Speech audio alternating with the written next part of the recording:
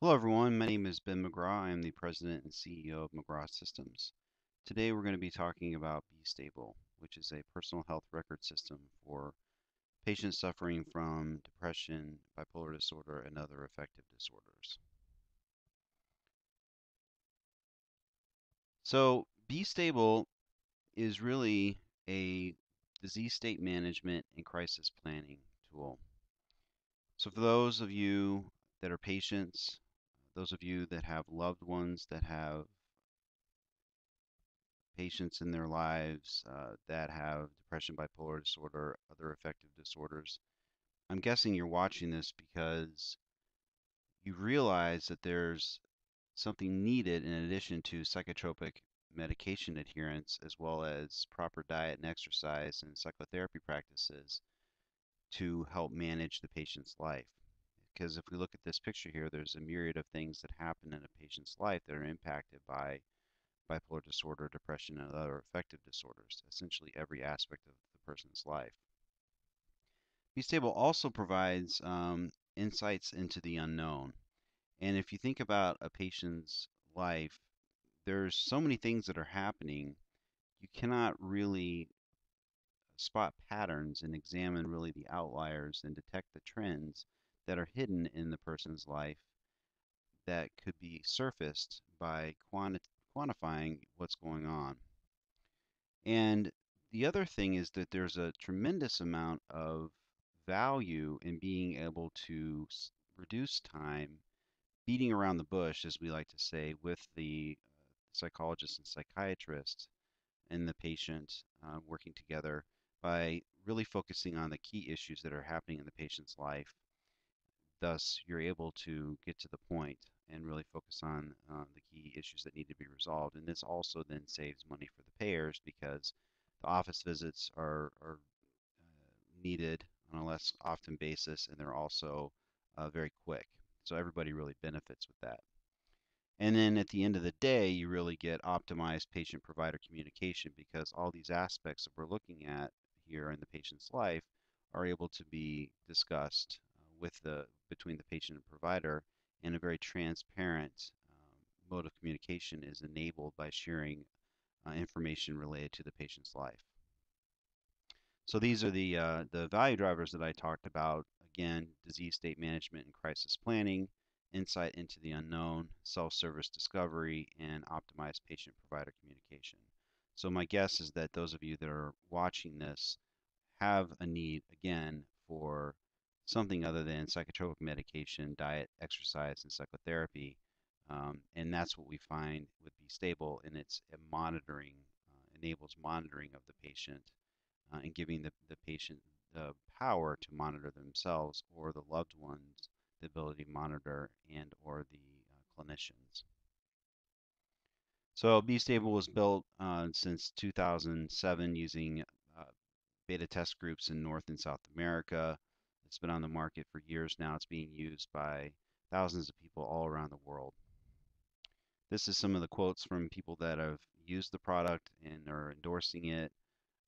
We have medical doctors, we have patients, we have bipolar researchers, we have patients again all over the world with various different forms of bipolar disorder and depression and other affective disorders mostly in the form of comorbid conditions. And we also have, again, more medical doctors that are, and then also loved ones too. bStable is architected to run on a Mac or PC. Our customers did not want the information hosted because they worried about privacy. We also have a version that's coming out on the iPad.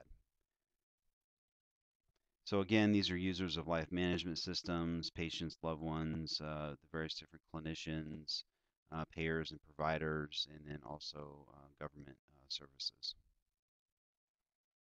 This is just this is a screenshot of the main page in bStable, and we're actually going to do a demo right now. This is the analytics that's in bStable, and then also just here's how you capture information. And we've actually been, since 2007, we've been involved in DBSA and NAMI. We've been written about in pendulum.org, Bipolar Central, involved in a lot of suicide prevention groups. Again, as a crisis planning tool, we're trying to eliminate suicide attempts. That's a huge thing there. Also endorsed by various different doctors. We have user groups and have participated in symposiums around bipolar research. So I'm now going to jump into the actual application. So this is bStable. When you log into it, you enter in a password. It's all password protected. And then you'll see as you log in, there's alerts that pop up. So if you haven't updated the system, your journal, it'll tell you. If you haven't taken your medications, it'll alert you as well. Um, if you haven't got your proper amount of sleep that's specified in the system, it'll tell you exercise and the such. So you can configure a mail client, and actually that will send an email off to your clinician or loved one if you want, as a reminder of how the patient's doing. So we'll just go ahead and enter in a super quick daily journal entry, and this is just for patients that are or loved ones or clinicians that are don't have a lot of time to really dive into every aspect of the system that day to record everything that's going on with the patient, and we can just focus on some of the key tasks that we need to look at for the patient. So, okay, so let's say hours slept last night. We'll say 8 hours. They're doing well. They took their psychotropic medications. They forgot to take, they don't have any other medications. And let's say they had fish oil that they were taking and they didn't take, or they took that. Haven't consumed any alcohol or drugs. Um, and let's say that there is a mild form of mania that's occurring. So they're not stable, and they're not depressed, but they are experiencing a mild form of mania. Energy is slightly up due to the mania, and let's say that they did work out for 30 minutes. They went for a walk or a run that morning. Cognitive function is slightly impaired. So there you can go into the major system, and that populates the journal. This is the actual patient information here. So this just covers things like doctors, employers, family, and friends, and support groups, and hospitals, lawyers, your psychotropic medications. This could be what you're taking.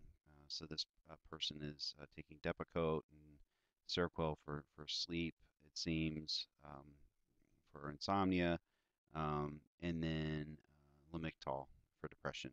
And if there's a yellow indicator here, that means the patient is currently on that. Any sort of other medications like Klonopin, for example, is here. Again, they're not on that right now.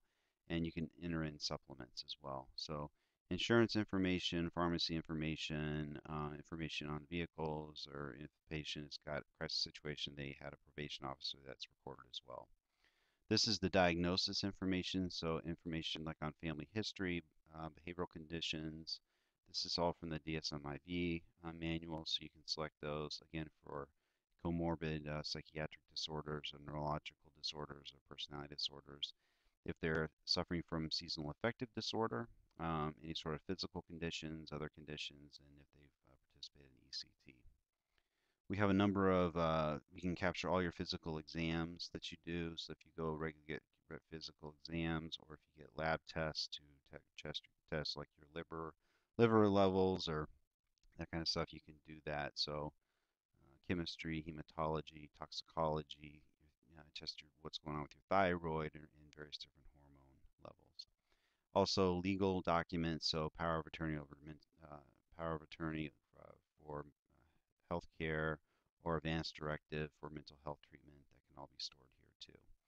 And this is crisis planning information, so this is just qualitative things to do with the patient, as far as how who they should be involved with, things to prevent, as far as the danger for the patient, how the hospital room staff should handle them.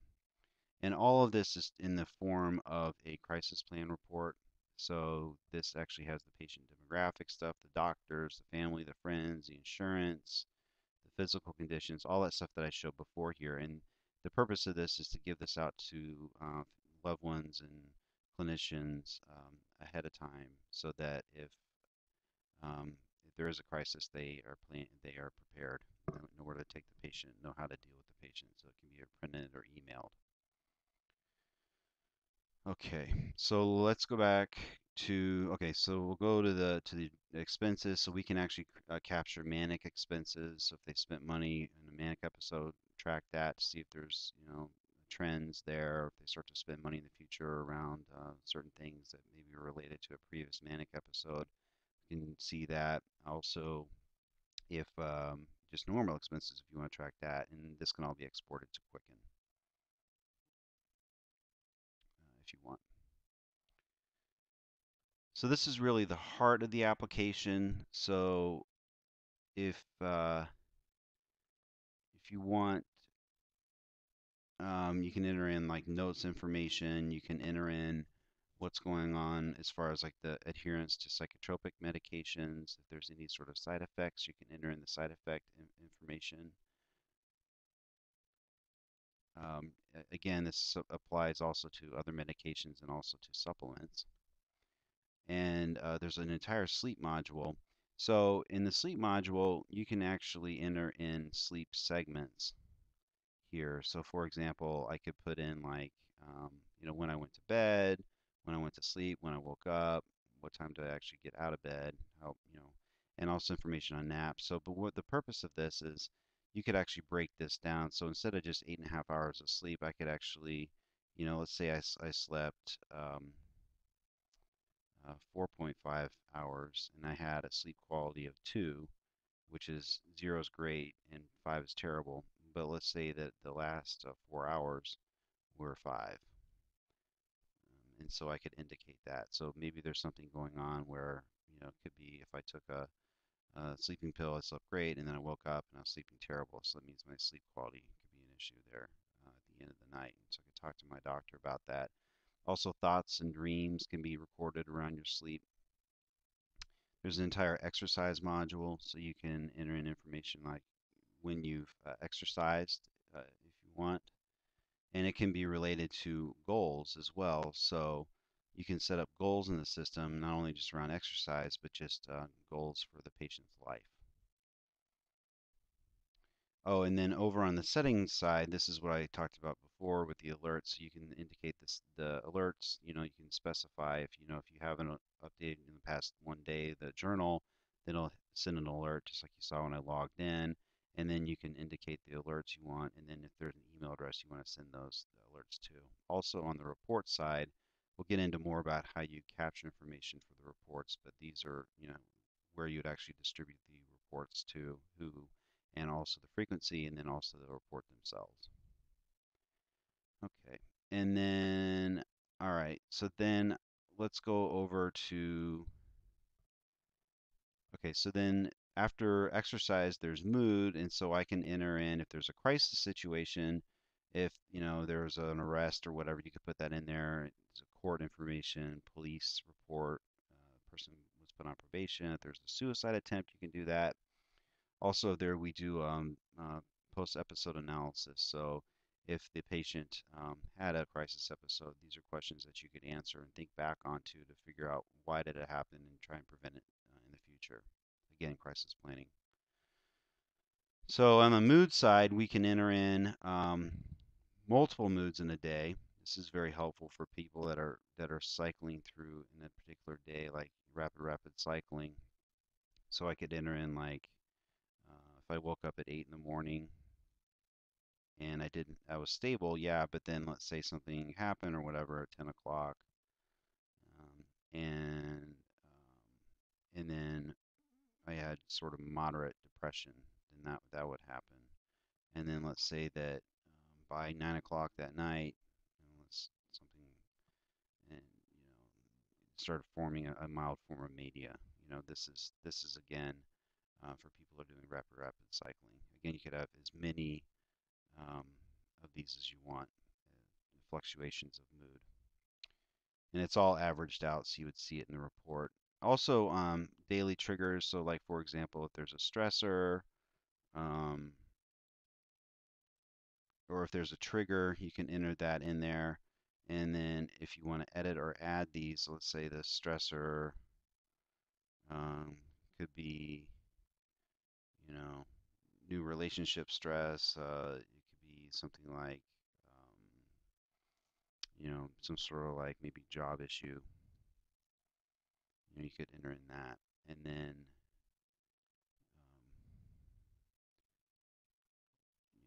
you could press that in there, and then you can go from there. You can enter in your daily triggers and stressors, and you can go into the CBT module. So that's a trigger a stressor. You can get in the key thoughts and meanings, emotions, physical sensations, behaviors, and then you can start to attack those problems. Um, let's say you have an issue with your work situation, and you have a certain emotion about the situation, and then you can set up goals around those problems, and then your achievement ratings. You can also do it strengthening your healthy beliefs. So, like healthy beliefs. I'm a smart, attractive, capable person. You enter those, and then you can attack those. So these are standard CBT methods. Also defining negative beliefs and based on relevant past experiences and rules and assumptions and avoidance behaviors. And then also testing of your thinking, aligning your thoughts, beliefs, and your theories. So it's pretty standard CBT stuff, and you can work on this with your doctor, your therapist, or your psychologist, and define those, and then work through those issues. So that's on the trigger side. On the symptom side, we capture a ton of stuff um, around symptoms. So let me get to an entry here. It's got a lot of data.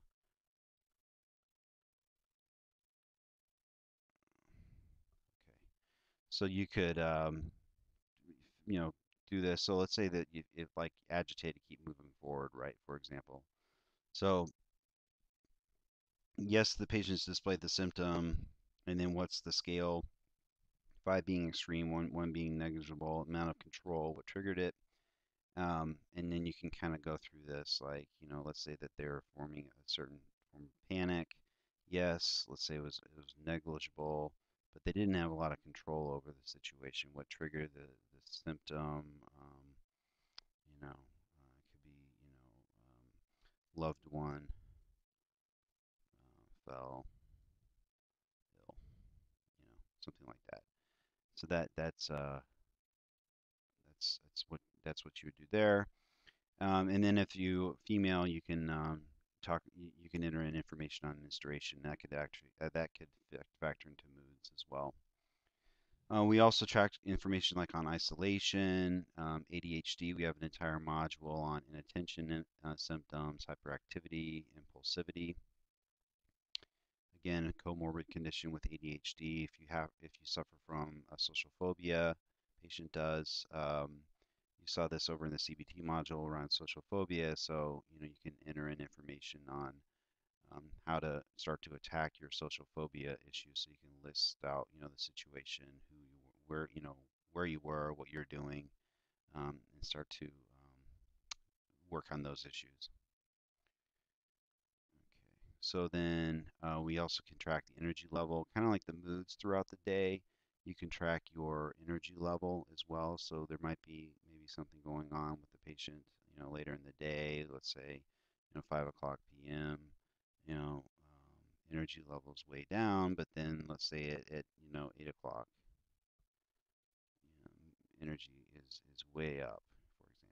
So you can enter that in there. All right.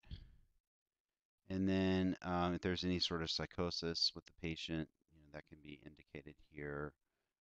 Answering sort of standard questions around special powers, voices, people talking to them, and then any sort of like thought disorder, still along the lines of you can track how it is during the day. Any sort of physical pain, you can again add in whatever physical pain you want to add for your own usage there. Any sort of crying spells and cognitive ability, and then if you're currently sick, you can put that in there. Interpersonal conflicts, we capture information on various different relationships. So these could be with, people at work, people at school, people, family, friends, whatever it is. School work issues, again, break that out if you want. self issues. People ask what this is, but it's really a good thing in that you could be struggling with ideas or values or belief issues. And then activities, are you maintaining your scheduled doctor's appointments? Some people have issues with gambling or traveling, speech, appearance, sexual activity, interest, and then you can also enter in like goal-directed activities. So, you went to church, you could have relaxation techniques, played with my daughter. I could have a fun activity. I went surfing, that kind of stuff. And then you could also enter in things that you're thankful for, like um, like Maddie, my daughter, and Katie, my other daughter, um, and then family and friends. So and then you just kind of write out, um, what those are.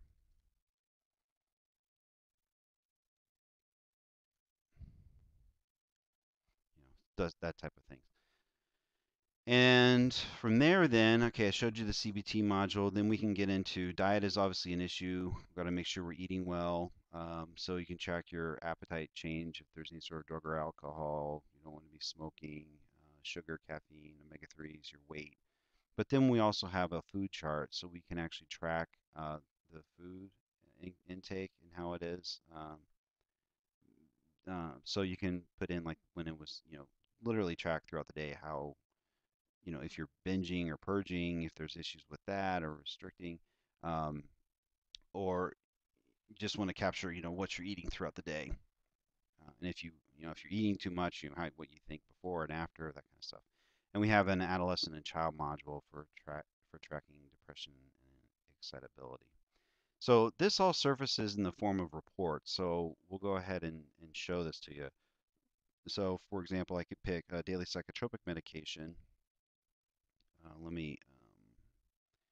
me run this back here. This data for this database is back in 2010.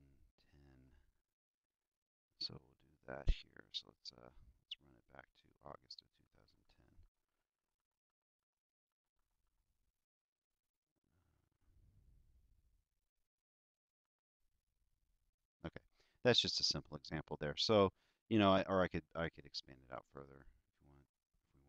Okay, so let's do that. So that'd be like my daily psychotropic. So this is in blue, obviously. So this would be one, meaning I've taken my meds.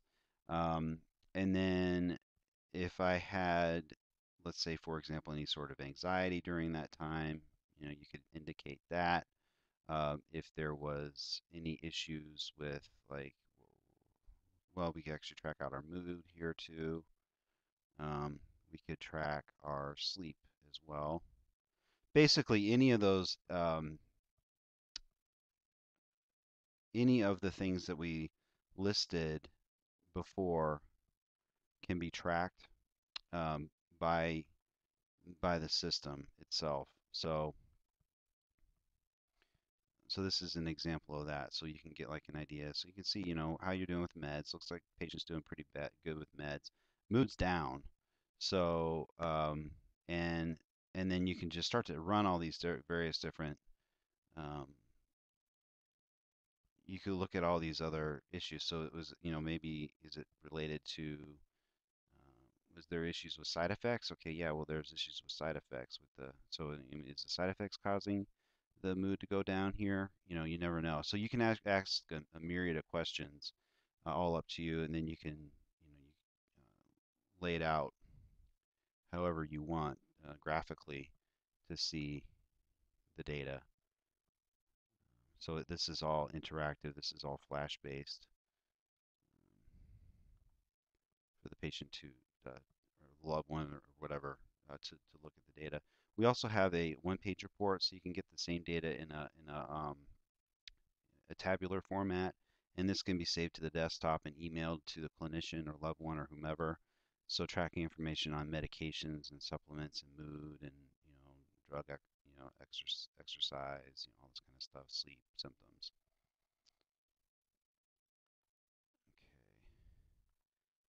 Okay. And okay, so and you can also save this chart to the desktop.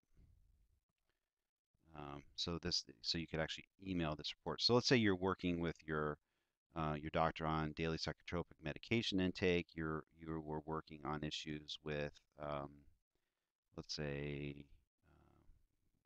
cognitive function or something like that, and then let's say you're also monitoring, naps or something like that during the time. If they're worried about depression, and then potentially, you know, exercise, for example. So, the obviously the patient's not exercising as much as they should. So then the doctor could, you could easily point that out to them. There's also a legend here to help with running the report, so it shows all the scales. So, and the patient would get to know that. So that's roughly what bStable is at a very, very high level. Um, Again, it's very useful to be able to see all this stuff graphically and then share this information uh, with the doctor, because again, you're going to have more meaningful discussions. They're going to be really to the point. It's going to save you and them time and money. It's going to save, again, the payer time and money. It's going to be a better system in which you can to manage your disease state, the patients. Also, again, providing a better level of care for the provider. And then, most importantly, it's a wonderful crisis planning tool because you eliminate in some ways the potential, if you're monitoring and tracking and looking at things ahead of time and past performance, and starting to think about if there's any sort of trends and outliers and things the patient might be running into that might be cause for concern, to potentially get them off medication, change psychotherapy practices, and really have a proactive and vigilant way in which of dealing with the patient in their disease. So that's that's that as far as the demonstration is concerned. I would like to now show you my contact information. So if you are interested in contacting me, this is my phone number. Also, you can send our sales line a message at info@mcgrawsystems.com. You can check out our website more. But we love to hear from you. And as far as pricing, we have pricing at the individual patient and loved one level. We also have volume pricing for payers and providers. So thanks a lot for attending this webcast, and we will speak with you soon.